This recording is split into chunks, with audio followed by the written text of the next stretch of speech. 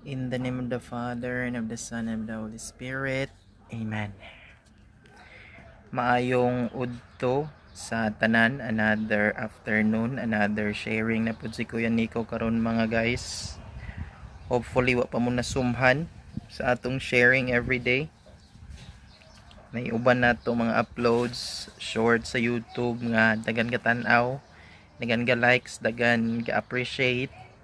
Somehow na puy uban nga wala lang puy pakialam in taon. Padayon gyapon ta because the Catholic faith, Catholic Church should be a very public faith. It's not a personalized or a personal one nga ako ra ni dili ko mag-share, dili ko magpakialam sa uban.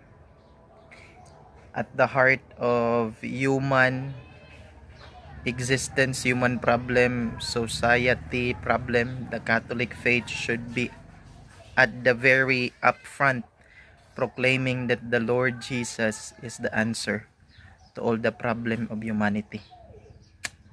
Amen.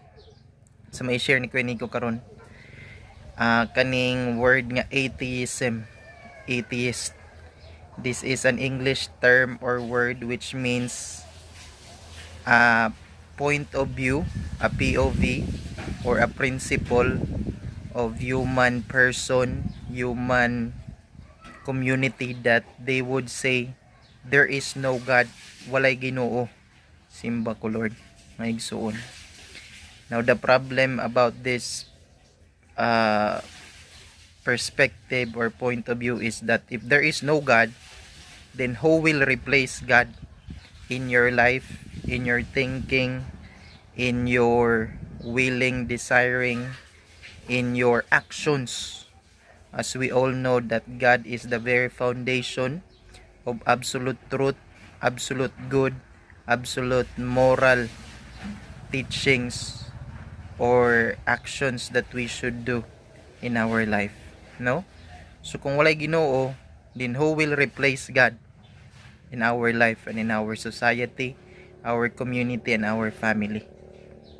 So dagan pa ta reflection aning atheism, especially nga nata sa very Catholic country nga Pilipinas.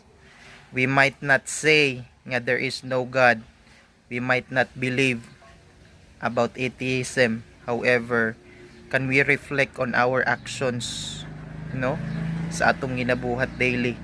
Because if we are a very religious Catholic country, how come we are also very corrupt in our government, in our life, in our society? Thank you.